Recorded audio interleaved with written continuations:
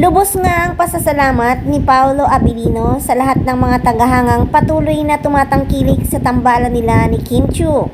Ginagawa raw ng aktor ang lahat ng makakaya upang mapasaya ang lahat ng sumusuporta sa tambalang Kim Pao. Ayon nga kay Paolo, I'm very appreciative, to be honest, for them to keep on posting, keep on editing stuff, keep on tweeting. That takes time and effort, and I appreciate the time and effort. Whatever I can give back in ways I can, and my performance, I try to do my best, maximize it for them. Pagbabahagi ng aktor.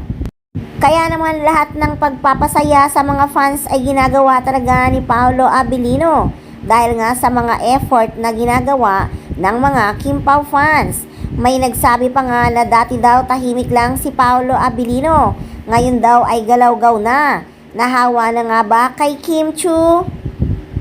Comment pa ng isang fans, nagkahawaan na ba kasi galaw-gaw na rin si Paolo Abilino?